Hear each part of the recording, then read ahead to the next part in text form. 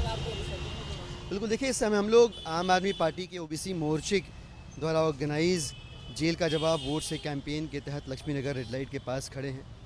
पूरे देश ने और पूरी दिल्ली ने देखा भारतीय जनता पार्टी की गुंडागर्दी, तानाशाही और जेल भेजने की राजनीति को। पूरे देश ने देखा कि कैसे लोकतंत्र की विजय हुई, कैसे न्यायपालिका ने सच को ऊपर रखा, सत्यमेव जयते हुआ और अरविंद केजरीवाल जी 1 जून तक ही सही पर जेल की सलाखों से बाहर आए।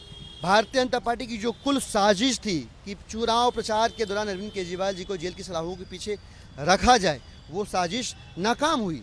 अब हम दिल्ली और देश के लोगों से अपील कर रहे हैं कि अगर आपको अरविंद केजरीवाल जी से प्यार है, अगर आप इस बात में आस्था रखते हो कि जब आपको ज़रूरत थी अरविंद केजरीवाल जी आपके लिए खड़े थे, अब आपको अरविंद केजरीवाल जी के लिए खड़ा होना है, तो सिर्फ और सिर्फ आपके वोट की ताकत अरविंद केजरीवाल जी को दोबारा जेल जाने से रोक सकती है। इसलिए इस बार भाजपा की गुंडागर्दी, तानाशाही और जेल भेजने की राजनीति के खिलाफ एकजुट हो जाओ। जेल का जवाब वोट से दो, इतनी ताकत और मजबूती से दो कि अरविंद केजरीवाल जी को भाजपा दोबारा जेल की सलाखों के पीछे कैद न कर पाए।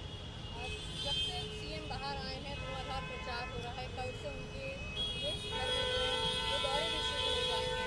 कितना असर पड़ा है प्रचार पे? भाजपा की कुल कवायद यही थी कि इंडिया अलायंस के स्ट्रॉन्ग पार्टनर्स के तौर पे और अलायंस के सबसे स्ट्रॉन्ग कैंपेनर के तौर पे अरविंद केजरीवाल जी इस पूरे चुनाव में प्रचार न कर पाए।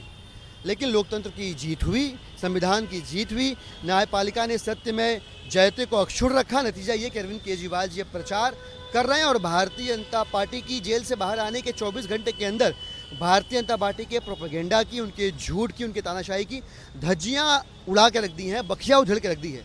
बहुत जायज़ से और साधारण से सवाल कर रहे हैं जिसका जवाब अभी तक प्रधानमंत्री नरेंद्र मोदी जी ने नहीं दिया। भारतीय जनता पार्टी ने जो नियम अपनी ही पार्टी के बड़े बुजुर्ग नेताओं पे लागू किया, वह नियम प्रधानमंत्री जी पर भी लागू होगा। ये प्रधानमंत्री महोदय अपने मौन से स्वीकार कर रहे हैं। जिस प्रकार से गंगवार साहब को, महाजन जी को, अडवाणी जी को, जोशी जी को, इन तमाम दिग्गज नेताओं को भारतीय जनता पार्टी ने पवेलियन का रास्ता दिखाया, अब हमें विश्वास हो रहा है कि चूंकि अब सवाल ये है कि नरेंद्र मोदी जी 75 के जब हो जाएंगे तो उसके बाद कौन, और इसका जवाब भारतीय जनता पार्टी की ओर से नहीं मिल रहा है। हमें लग रहा है कि अरविंद केजरीवाल जी के इस जायज़ सवाल के ऊपर चुप्पी साध कर, वो हमारे यहाँ कहते हैं ना कि मौनम स्वीकार लक्षणम, इस सच्चाई को नरेंद्र मोदी जी ने चुप रहकर स्वीकार कर लिया है। अब देश ने तय करना है कि देश क्या चाहता है। मुझे पूरा विश्वास है कि यह देश तरक्की के रास्ते पर बढ़ना चाहता है, यह देश नौकरियां चाहता है, यह देश बेरोजगारी खत्म करना चाहता है, यह देश संविधान को बदलकर आरक्षण को खत्म करने वाली भारतीय जनता पार्टी को रोकना चाहता है। लिहाजा देश इंडिया ब्लॉक के साथ है, लिहाजा देश भारतीय जनता पार्टी के खिलाफ है। हमें विश्वास है देश के लोग एकजुट होकर वोट करेंगे और भाजपा को केंद्र की सरकार से बेदखल करेंगे।